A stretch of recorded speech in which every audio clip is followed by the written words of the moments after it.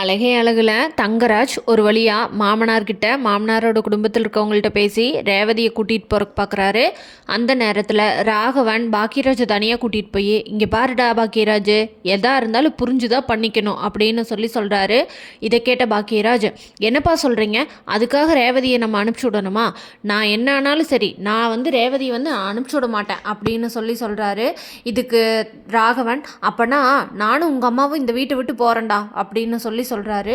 என்னப்பா இப்படி பேசுகிறீங்க அப்படின்னு சொல்கிறாரு பாக்கியராஜ்.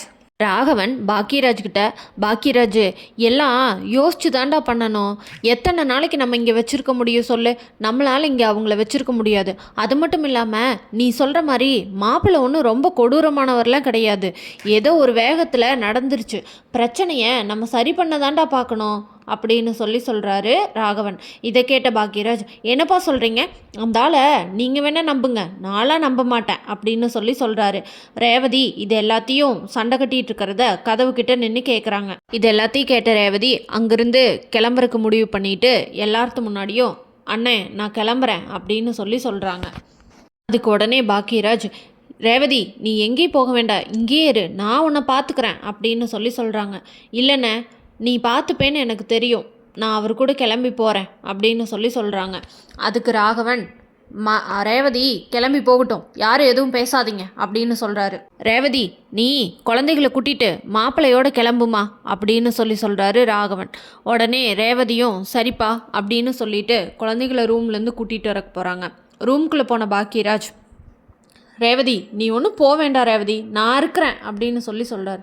இல்லைண்ணே, நான் சொல்கிறத நீ புரிஞ்சுக்கோ, என்ன நடந்தாலும் சரி, அங்கே என்ன பிரச்சனை வந்தாலும் நான் உனக்கு ஃபோன் பண்ணி சொல்கிறேன், புரியுதா?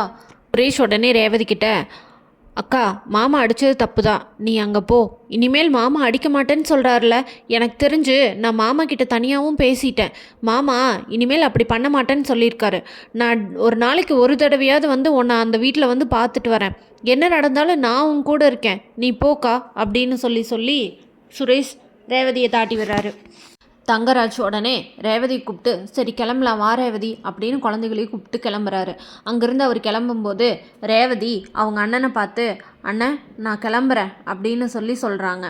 அதுக்கு உடனே, சரி ரேவதி, உன்னை அனுப்புறதுல எனக்கு விருப்பம் இல்லை, ஆனால் இருந்தாலும் நீ சொல்கிறேங்கிறதுக்காக விடுறேன், நீ போயிட்டு பத்திரமா இரு, என்ன இருந்தாலும் அண்ணனுக்கு ஃபோன் பண்ணு சரியா அப்படின்னு சொல்கிறாரு.